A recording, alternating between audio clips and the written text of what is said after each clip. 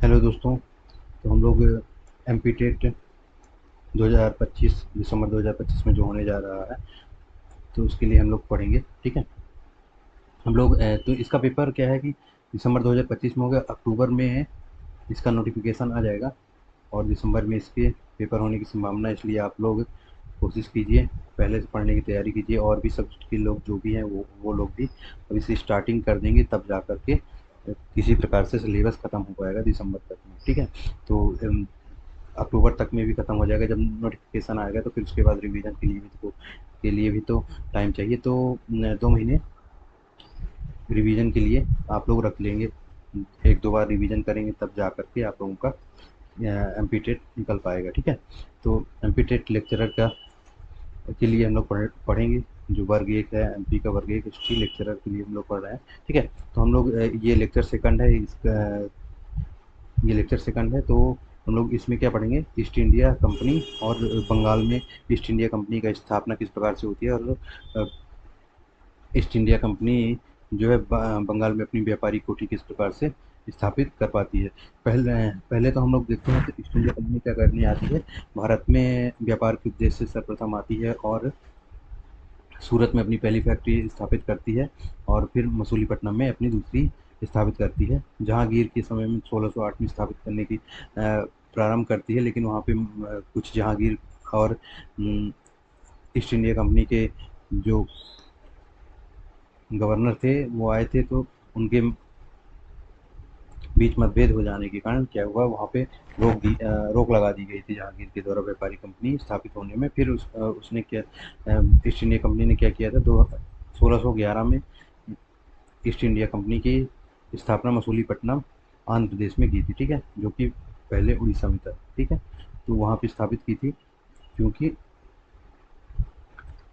वहाँ पे बंदरगाह था, वहाँ पे व्यापार का सुलभ साधन उपलब्ध थे। ठीक है। तो ईस्ट इंडिया कंपनी और बंगाल का इतिहास देखते हैं। तो ईस्ट इंडिया कंपनी की स्थापना 1600 ईस्वी में इंग्लैंड की रानी एलिजाबेथ प्रथम ने की थी। इसका उद्देश्य भारत और पूर्वी देशों के साथ व्यापार करना था।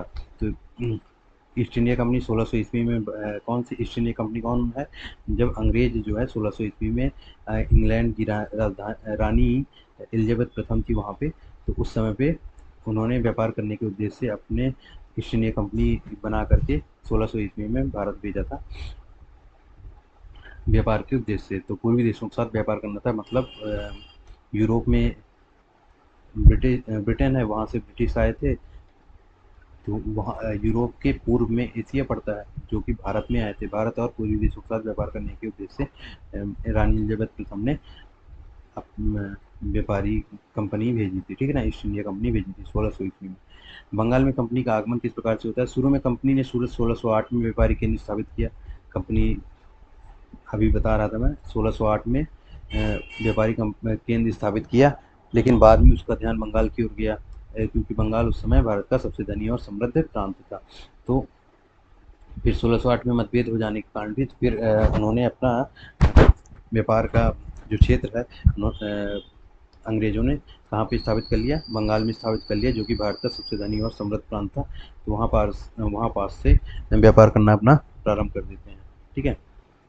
1608 में राजा कौन होता है, 1605 से 1627 तक कौन होता है, जहांगीर। उस समय पे व्यापारी कंपनी स्थापित होती है, ईस्ट इंडिया कंपनी। ठीक है। तो बंगाल की ओर गया, लेकिन बाद में उसका ध्यान बंगाल की ओर गया, क्योंकि बंगाल उस समय भारत का सबसे धनी और समृद्ध प्रांत था। तो वहाँ पे अपना व्यापार क्षेत्र बढ़ाने लगे। ठीक है। बंगाल में व्यापारिक अधिकार, 1651 में कंपनी को मुगल बादशाह शाहजहाँ से हुगली में व्यापार की अनुमति मिली। हुगली जो क्षेत्र है, ठीक है, 1651 में कंपनी को मुगल बादशाह शाहजहाँ से क्या मिलती है, व्यापार की अनुमति मिलती है, जो कि आप यहाँ पे देख रहे हैं। ठीक है। 1690 में ब्रिटिश अधिकारी जॉर्ज चार्नॉफ ने कोलकाता में एक व्यापारी केंद्र स्थापित किया।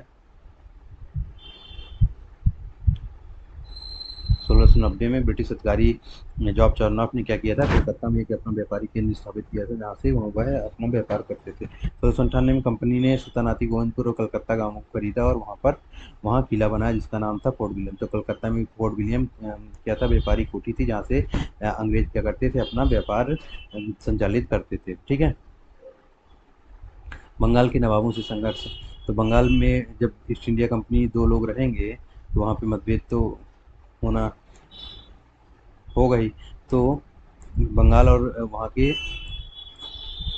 बंगाल के नवाब और अंग्रेज़ों के मध्य क्या हो जाता है, मतभेद प्रारंभ हो जाता है।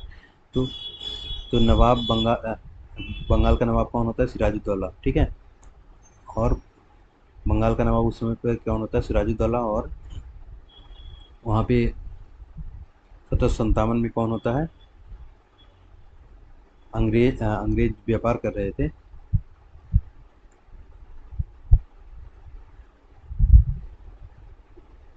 तो उनके बीच मतभेद प्रारंभ हो जाता है।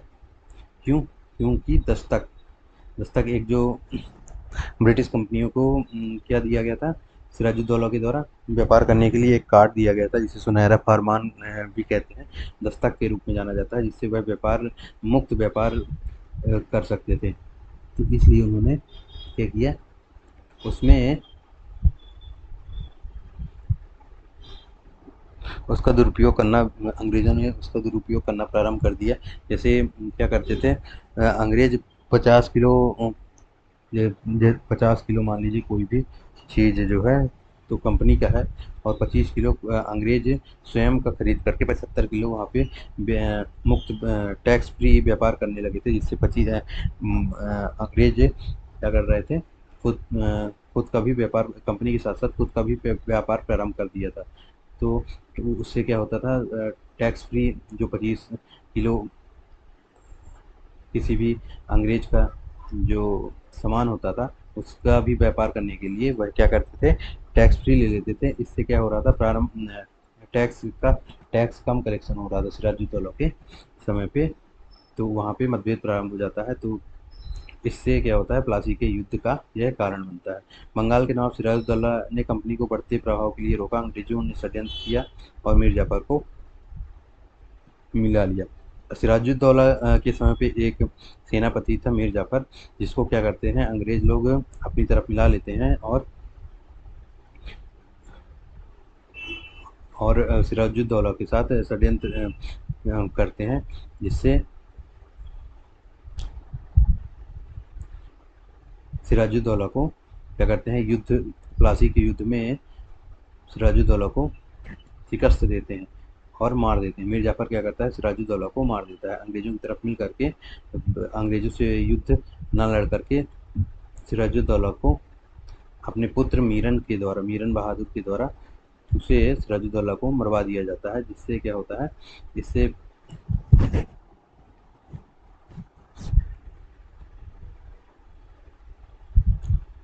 मीर जाफर को वहाँ का नवाब बना दिया जाता है। बंगाल का नवाब किसे बना दिया जाता है, मीर जाफर को। और अंग्रेज क्या करते हैं, वहाँ पे अंग्रेजों का कठपुतली बन करके वह कार्य करने लगता है मीर जाफर, ठीक है। 23 जून 1757 को प्लासी का युद्ध हुआ था, जिसमें सिराजुद्दौला हार गया। इसके बाद अंग्रेजों ने मीर जाफर को नवाब बनाया और अपने इशारों पर नचाने लगे। और जो भी टैक्स वहाँ पे नहीं लिया जाता था मीर जाफर के समय, और वहाँ से धन की भी क्या करते थे, सहायता प्राप्त कर लेते थे बंगाल से, ठीक है। बक्सर का युद्ध 1764 में होता है। यह युद्ध मीर कासिम, जो कि मीर जाफर का दामाद होता है, शाह आलम द्वितीय, मुगल सम्राट शाह आलम द्वितीय और शुजाउद्दौला, जो कि अवध का नवाब होता है, इनके मध्य होता है। बनाम ईस्ट इंडिया कंपनी के बीच हुआ। और इसमें क्या होता है, बक्सर के युद्ध में अंग्रेजों की जीत होती है और अंग्रेज अपनी राजनीतिक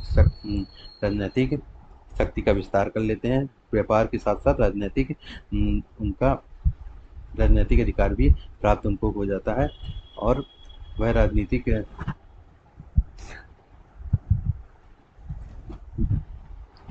हस्तक्षेप भी बंगाल में करने लगते हैं, ठीक है। दीवानी अधिकार देखते हैं तो राजस्व संग्रहण अधिकार 1765 मुगल बादशाह शाह आलम द्वितीय ने ईस्ट इंडिया कंपनी को क्या करते हैं, बंगाल, बिहार और उड़ीसा की दीवानी मिल जाती है। किसे, अंग्रेजों को। बंगाल, बिहार और उड़ीसा की दीवानी मिल जाती है। दीवानी का मतलब है राजस्व कलेक्शन, मतलब धन का कलेक्शन जो होता है, किसे मिल जाती है, अंग्रेजों को मिल जाती है। और अब मुगल बादशाह शाह आलम द्वितीय को क्या दे दिया जाता है, इलाहाबाद और कड़ा का क्षेत्र किसे दे दिया जाता है, मुगल बादशाह शाह आलम द्वितीय को जो कि अवध के नवाब से छीन करके दिया जाता है। हम बंगाल प्लासी के युद्ध के बारे में विस्तार से पढ़ेंगे। अब कंपनी केवल व्यापारी नहीं रही बल्कि एक राजनीतिक शक्ति बन गई, जिससे क्या होता है इसमें ट्रीटी ऑफ इलाहाबाद, इलाहाबाद की संधि होती है 1765 में। इलाहाबाद की संधि दो संधि होती है, जिसमें एक शाह आलम द्वितीय के साथ होती है, मुगल बादशाह शाह आलम द्वितीय के साथ होती है, और एक अवध के नवाब के साथ होती है। तो पहली किसके साथ होती है? शाह आलम द्वितीय के साथ होती है। दूसरी कब होती है? दूसरी होती है अवध के नवाब शुजाउद्दौला के समय के साथ होती है। इस प्रकार से यह कंप्लीट होता है। इसका निष्कर्ष देखते हैं। तो इससे निष्कर्ष क्या निकलता है? बंगाल भारत में ब्रिटिश सत्ता का पहला आधार बना। ठीक है, ब्रिटिश राजनीतिक अधिकार प्राप्त हो जाते हैं अंग्रेजों को। कहाँ पे? बंगाल में। प्लासी और बक्सर की लड़ाइयाँ निर्णायक सिद्ध हुई और इसके बाद ईस्ट इंडिया कंपनी ने धीरे धीरे पूरे भारत पर नियंत्रण स्थापित कर लिया। और भारत तो बक्सर का युद्ध 1764 में निर्णायक सिद्ध होता है और इस प्रकार से राजनीतिक शक्ति का विस्तार हो जाता है। अंग्रेजों की राजनीतिक शक्ति का विस्तार हो जाता है, जिससे वह पूरे भारत पर नियंत्रण स्थापित कर लेते हैं।